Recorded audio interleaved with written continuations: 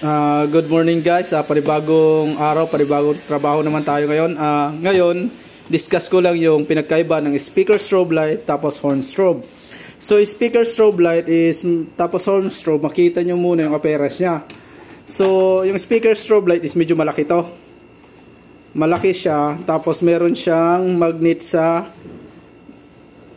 likod. So habang yung horn strobe naman is flat surface lang siya, yan. Flat lang siya, flat. So, unahin natin to. Yung speaker strobe light is kung mag-install ka nito ay sabihin na natin, iba-iba kasi yung brand ng speaker strobe light. Ito kasi, meron tong sa likod na magnet. So, simplex to May yung simplex na speaker strobe light, merong magnet sa likod. Ito yun siya. So, kung mag-install ka nito is dapat may 8 cm ka na lalim para yung magnet na to is mapasok sa butas. So halimbawa may box ka, dapat yung box mo or lalim mo dyan dapat 8 cm to. May pagitan ka na 8 cm. So yon. So saan mo naman i-terminate to? Ito naman. Yung termination ng speaker strobe light is dalawa.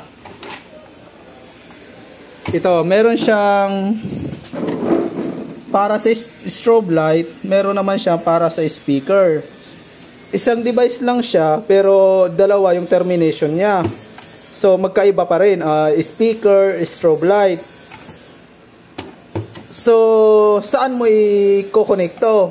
Yung speaker, i-connect mo siya sa amplifier. Habang yung strobe light naman, i-connect mo siya sa knock ng panel.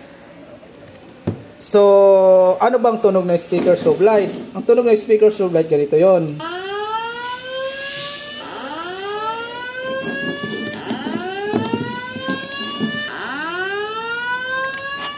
Attention. Attention. Attention. An emergency has been reported. So, may sound siya, may voice siya. Kung may voice, kumbaga may voice siya na nagsasalita siya. Walk to the nearest stairway. Do not use the elevator. So yun. Walk to the nearest stairway. So yun yung yun yung speaker strobe light natin. So ano naman yung horn strobe? Ito naman yung horn strobe. Yung horn strobe naman is sa knock mo naman to idadaretso. So 'di ba, halimbawa kung mag-layout kayo ng speaker strobe light tapos may horn strobe. Yung speaker strobe light, dito mo siya ikakabit. Ito. So, yan, ito sa loob yan, sa loob. Dito mo siya ikakabit sa strobe light. Yan, strobe light dito.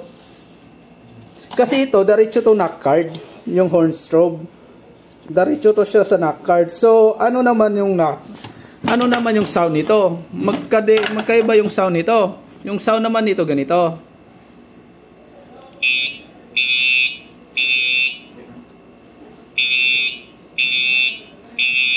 So yun lang yung sound niya.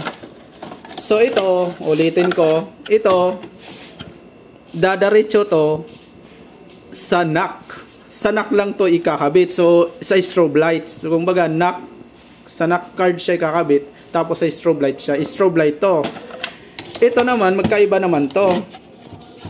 Ito naman, ikakabit naman to sa strobe light kasi may sarili siyang termination. Tapos sa speaker.